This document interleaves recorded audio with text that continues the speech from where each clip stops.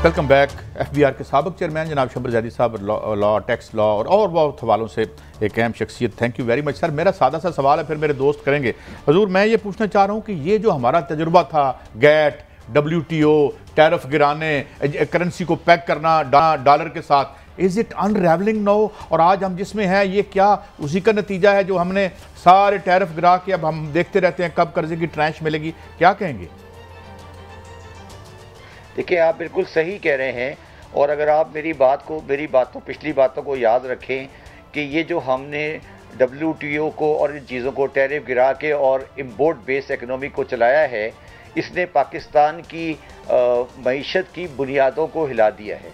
और पाकिस्तान में कोई भी स्टेबल इंडस्ट्री खड़ी नहीं हो सकी है, जिसकी वजह से हमें कंटिन्यूसली इंपोर्ट करनी पड़ती है। मैं आपको मिसाल दे देता हूँ। फॉर एग्जांपल, देखिए, पाकिस्तान में हमारा बहुत बड़ा मसला एनर्जी का है और हमारे पास अभी तक हमारे पास जो ऑयल में क्रैकर होता है, जिससे हम रिफाइनरिंग में क्रैकर करते हैं और उससे ऑयल की प्रोडक्ट बनती है, वो हमने आज तक क्रैकर नहीं लगाया। हमने सिर्फ रिफाइनरी बना के हम पूरी ऑयल की इंडस्ट्री चला रहे हैं।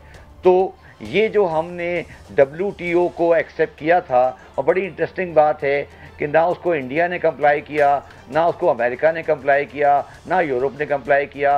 हम more loyal than the king है होके इस पर करते रहे। मेरा तो हमेशा से ये व्यू है कि ये गलत पॉलिसी है और हमें अपने लोकल इंटरेस्ट को देखना चाहिए।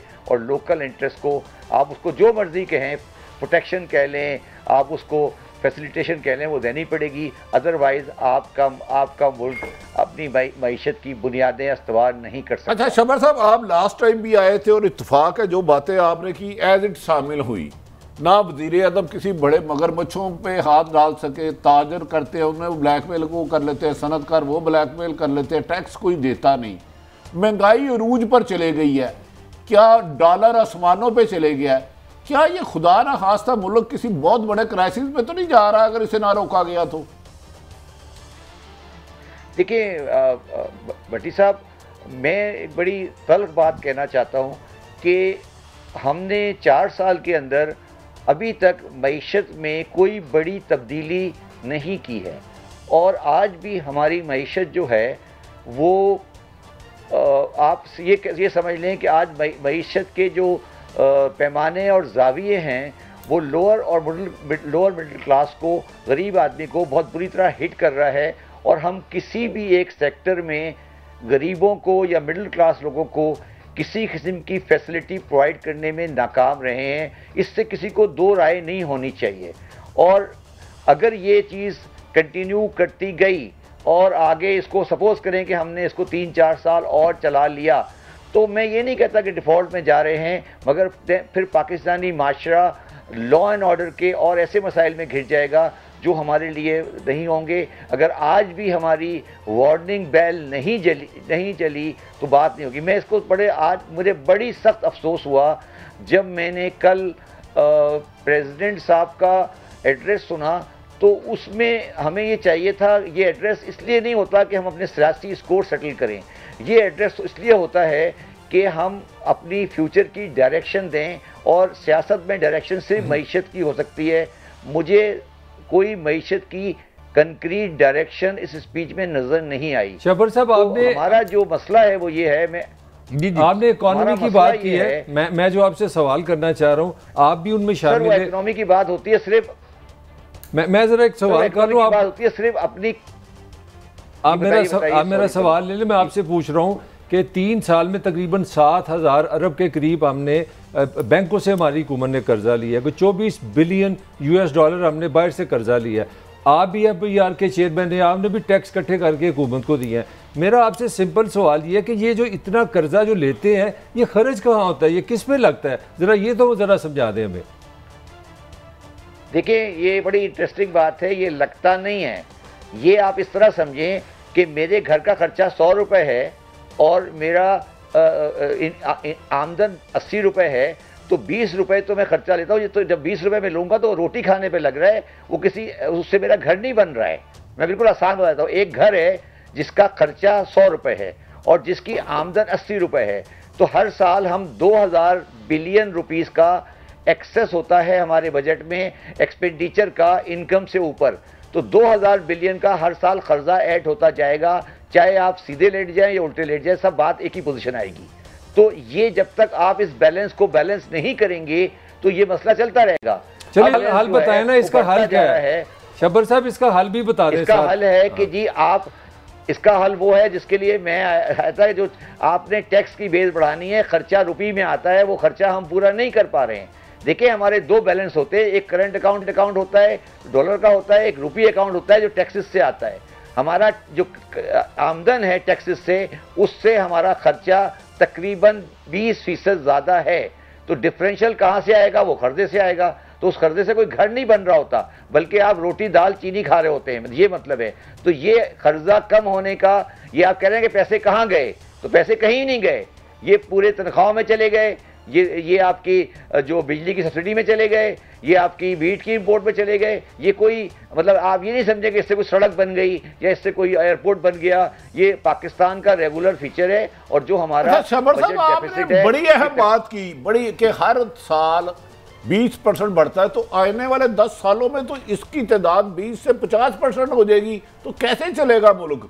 ये आम आदमी तो मर जाएगा सिवाय खुदकशी के, उसके बाद कोई हल नहीं रहेगा। तो मैं देखिए, मैंने आपको ये पहले भी कहा था, मैं बार बार ये बात कहता रहा हूं कि अगर हमने डॉलर अकाउंट बैलेंस भी कर लिया और रुपये अकाउंट में ये बैलेंस बढ़ता रहा तो इन्फ्लेशन इतनी हो जाएगी कि हम इसको बैलेंस नहीं कर सकेंगे।